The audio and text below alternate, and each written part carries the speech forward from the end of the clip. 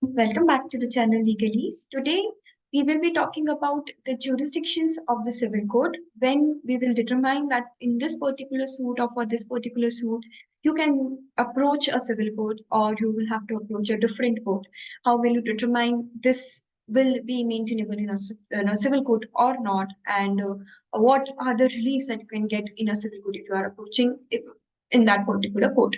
So for that we will be understanding first of all, the Section 9 of CPC, which talks about the jurisdictions of the civil code in detail.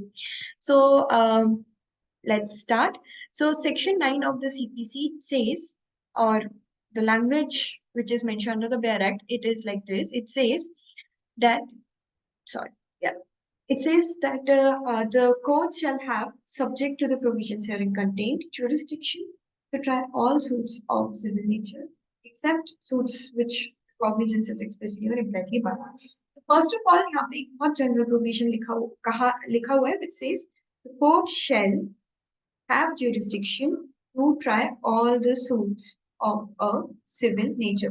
तो first of all यहाँ पे बोला गया है कि अगर कोई भी सूट है which is of civil nature, then the civil court has a jurisdiction, क्योंकि सिविल कोर्ट के पास उन सारे केसेस के ऊपर जुरिस्डिक्शन है जो सिविल नेचर के सिविल नेचर के सूट्स मतलब वो क्रिमिनल नेचर के नहीं होने चाहिए, इसके अंदर कोई क्रिमिनल क्वेश्चन इन्वॉल्व नहीं होना चाहिए। और कौन कौन से केसेस हैं जो सिविल नेचर के होते हैं, तो जो पॉलिटिकल रिलीजियस सोशल नहीं होते, जो हम आगे अभी देखेंगे कि उनका क्या क्या मीनिंग है, वो सारे सिविल नेचर के नहीं होते। यहाँ पे एक और लाइन यूज की हुई है इन्होंने, subject to the provisions herein contain. Subject to the provisions herein contain मतलब if anything is mentioned under CPC which is not following this particular rule of jurisdiction, wherein even if a particular case is of a civil nature but is violating or is not accepting the provision mentioned at CPC, then that particular court, even if the jurisdiction is of a civil nature or the case is of a civil nature, will not have a jurisdiction.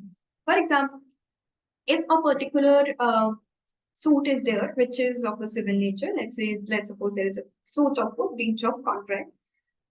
So yeah, in this particular case, let's say the amount involved in this breach of contract by the plaintiff is of 20,000, and the court you have approached is a court of junior division, the judge of a junior division, but the jurisdiction, pecuniary jurisdiction of the junior division judge is only of 10,000 rupees. So even if this is a civil court, junior division court, and the matter is also of a civil nature, but since this particular matter is not following the pecuniary limit of the code, it is not fulfilling or violating one of the requirement of CPC or provision of CPC, that is section 6, which says pecuniary limit or jurisdiction is not given by CPC, and any court, if it is any law, if it is giving a pecuniary limit or jurisdiction to a court, it has to be respected. So therefore, this particular provision or this court, even if it is a civil court and the matter is of a civil nature, will be subject to the other provisions of the code. That is the meaning of this. Now, in addition to that, it says, except the suits of which cognizance is either expressly or impliedly barred. Expressly or impliedly barred, and the meaning of it again we will see in the upcoming upcoming slides. So first of all, let us, like we have seen, there are two major requirements. First of all, that the suit should be of a civil nature, and second is it should not be expressly or impliedly barred. So this requirement that it should not be expressly or impliedly barred is negative in nature, क्योंकि यहाँ पे मना किया गया कि वो expressly impliedly barred नहीं होना चाहिए और suit of civil nature होना चाहिए, तो ये पॉजिटिव रिक्वायरमेंट हो गई। मतलब एक तो आपको पॉजिटिविटी फुलफिल करनी कि वो सिविल नेचर का सूट हो, और सिविल नेचर के सूट होने के साथ साथ वो एक्सप्रेस और इम्प्लाइडली बार्ड नहीं होना चाहिए। These are the two explanations provided under section 9 which talk about the suit of a civil nature only. In explanations के बारे में भी हम बात करेंगे। पहले मैं आपको इसमें बताती हूँ कि सिविल राइट्स और सिविल नेचर सूट्स का मतलब क्या है। जब वो सूट जिसके अंदर सिविल राइट्स इन्वॉल्व है, सिविल राइट्स मतलब ऐसी कोई सी भी राइट जो कि सिविल लॉज के अंदर मेंशन है। लेकिन if any particular right is purely political in nature or purely religious in nature or social in nature or any criminal matter, it is not a civil right. तो criminal तो चलो criminal law के अंदर हो गया और वो हमें समझ में आ जाएगा डायरेक्टली कि ये क्रिमिनल लॉ है, क्रिमिनल मैटर है, तो यहाँ पे सिविल राइट्स नहीं है, आप सिविल कोर्ट में नहीं। But what about the political, religious and social matter?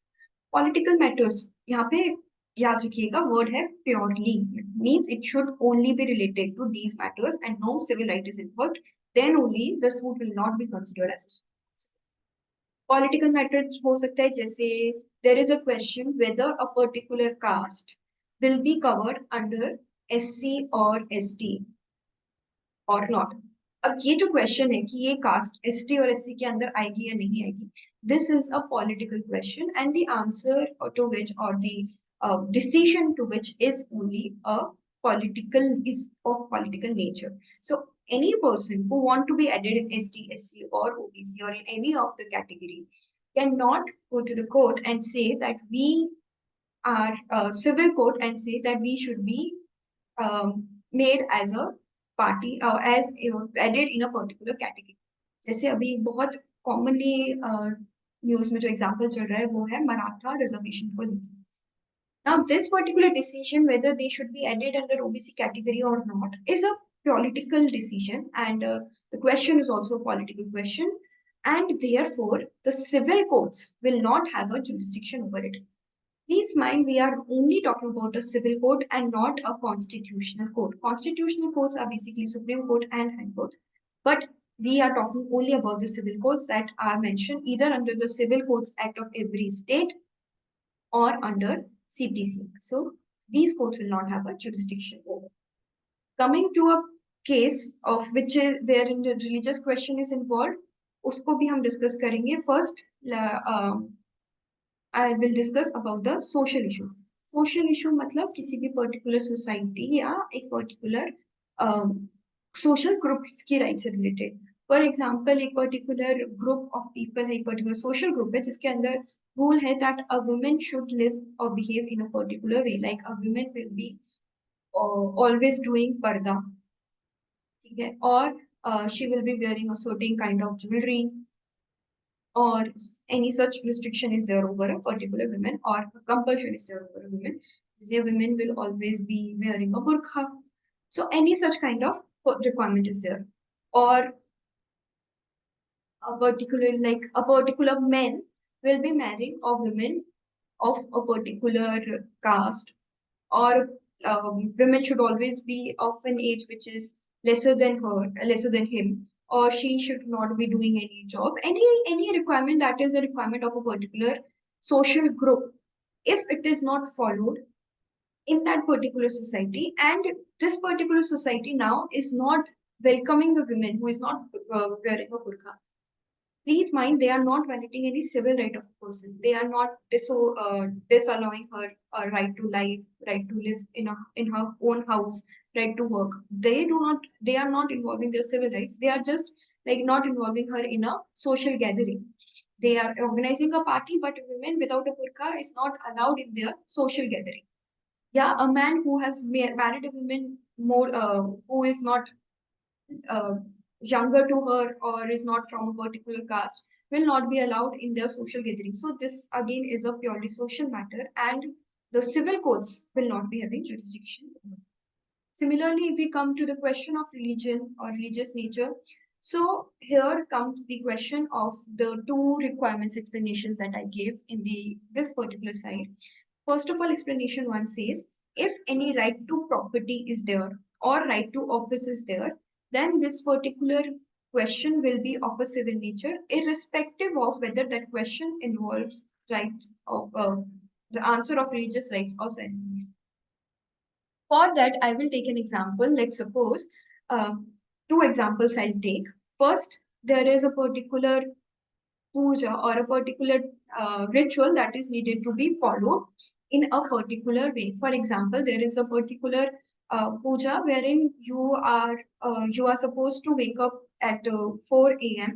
in the morning, then take bath, then wear a particular clothes like dhoti, or in case of women, white sari or any basically particular color sari, and then you have to offer puja by making a prasad again of a particular, which should be made by this particular women of the house.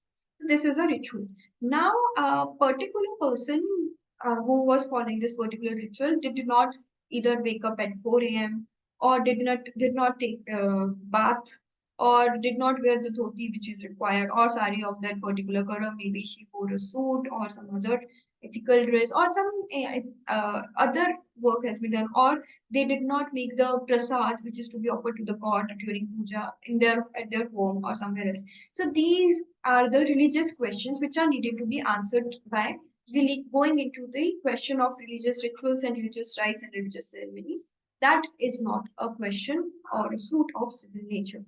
On the contrary, if a particular or the answer to a particular right is related to a right to property, which is a civil right, or a right to an office, which is again a civil right, if these questions are answered by involving the question related to a ritual or a religious right or a ceremony, then those answers will be a suit of a civil nature. For example, अगर आप लोगों को पता ही होगा, you must have read or heard about the Ayodhya dispute.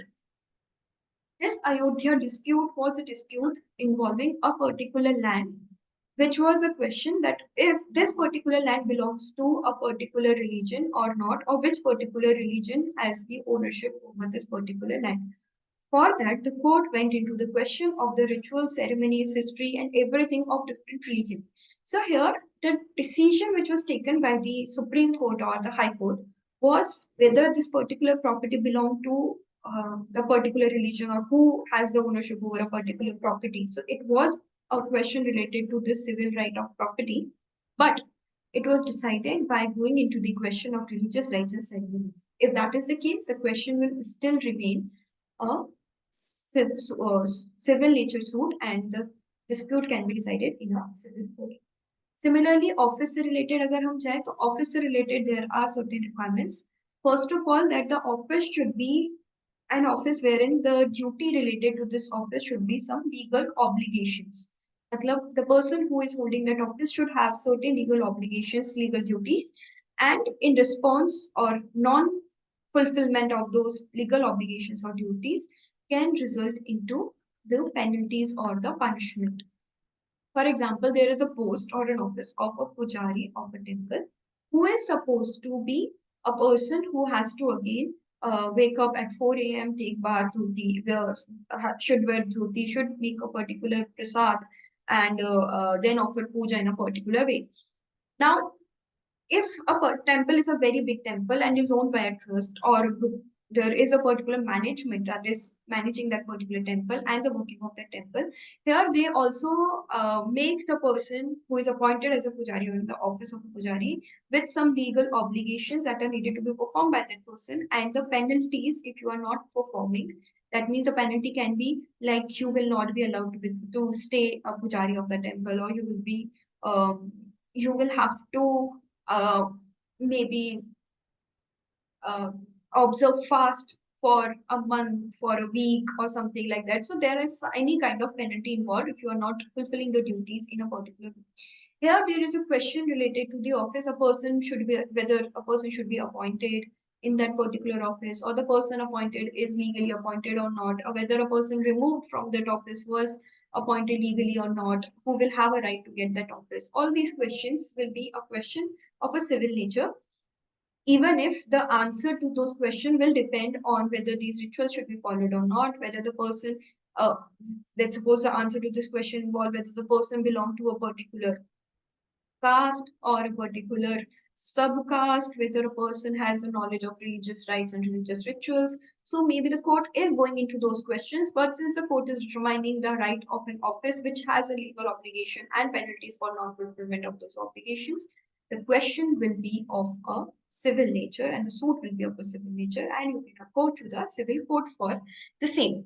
So again, coming to explanation one, it's a suit in which right to property or office is contested is a suit of civil nature, notwithstanding that right may depend on the decision of the question as to religious rights and ceremony.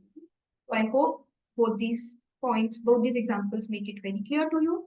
Second, it says for the purpose of this section, it is immaterial whether or not any fees are attached to the office to an explanation one, or whether or not such office is attached to a particular place. मतलब वो जो जैसे मैंने office के बारे में बताया about a पुजारी or a पंडित, वहां पे उस पंडित को कोई फीस मिल रही है, लीगली इट इज अटैच्ड और नॉट, इट इज इमटेरियल। उसको चाहे लीगली मिल रही हो, चाहे उसको नहीं मिल रही हो, चाहे वो सिर्फ by by way of the custom he is relying on the offerings made to the god, और by the purpose of rule he is relying on the offerings or a particular salary or any fees that he is getting out of it, that is immaterial. We will not be going into the question of that.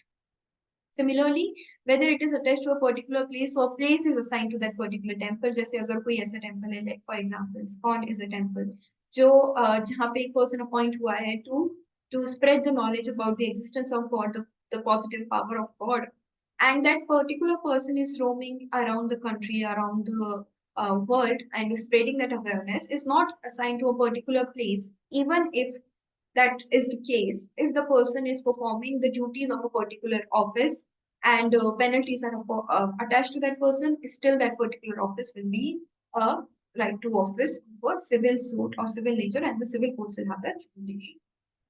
So this is how we can interpret a particular suit is a suit of a civil nature or not. Now, since this particular provision says that courts shall have the jurisdiction to try all the suits of a civil nature, except, that means it is a general provision that gives a right to the suits of civil nature. So there is a case, Ganga Bai versus Vijay Kumar. I will mention the detailed name of the case in the description box as well. In this particular case, it was said that to know or to give jurisdiction to a civil court, you don't have to prove whether the suit is maintainable, whether this particular cause of action can give rise to a remedy and all these things. You just have to prove that the jurisdiction of the civil court in this particular case is not expressly or impliedly barred. Civil nature proof करने के बाद अगर तुमने ये prove कर दिया कि वो एक्सप्रेस और इम्प्लाइडली बात नहीं है, तो वो कोर्ट उस मैटर को लेगी, चाहे फिर वो फ्रिवलेस केस ही क्यों ना हो, that the court will decide whether it is frivolous or not, but you will not go into the maintainability of the question. That means every civil nature suit is maintainable if it is not expressly or impliedly barred. That is also held or was also held in the case of Abdul Gafur versus State of Uttarakhand. I will mention the name of all these cases in the description box. So now let us understand the meaning of suits expressly and impliedly barred. Expressly and impliedly barred के लिए first of all, expressly barred मतलब कि वहां पे अलग से लिखा हुआ है किसी पर्टिकुलर लॉ में that civil courts do not have the jurisdiction. यहाँ पे एक्सप्रेसली सिविल कोर्ट्स की जुरिस्डिक्शन बाहर की है। अगर किसी लॉ में ऐसा है तो वो सूट एक्सप्रेसली बाहर हो जाता है from the jurisdiction civil court.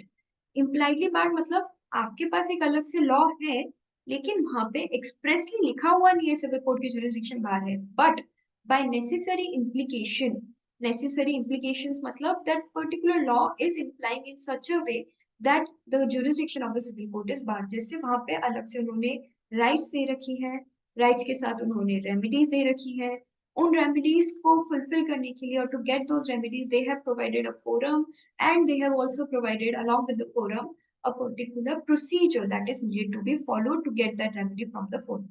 All these things are there. That means the court has impliedly barred, or the law has impliedly barred the jurisdiction of the civil court क्योंकि उन्होंने all these things have given to another court or another tribunal। ठीक है, मतलब वो particular court या वो particular tribunal उन particular cases को डिसाइड करेगी, सिविल कोर्ट्स नहीं करेगी, वो इम्प्लाइडली बार्ड है। ठीक है, अगर आप नहीं करोगे उनको bar, that means you are not respecting this particular law which is made specially for. Let's take an example. जैसे अगर हम एक्सप्रेस बार के लिए एग्जांपल लें तो सरफेसी एक्ट है जो आपने सुना होगा, सिक्योरिटाइजेशन एंड रिकंस्ट्रक्शन वाला पर्टिकुलर एक्ट है। In this act there is a provision section 34। Section 34 expressly bar the jurisdiction of civil courts में लिखा है no civil court will have the jurisdiction over the matters related to debt control and all these things that are mentioned in this particular। तो यहाँ पे express बार हो गया। On the contrary, if you go into the question of Companies Act, Companies Act के अंदर अलग से एक फोरम प्रोवाइड कर रखी है, that is the Company Law Tribunal। उसके अपील के लिए company law appellate tribunal provide कर रखी है।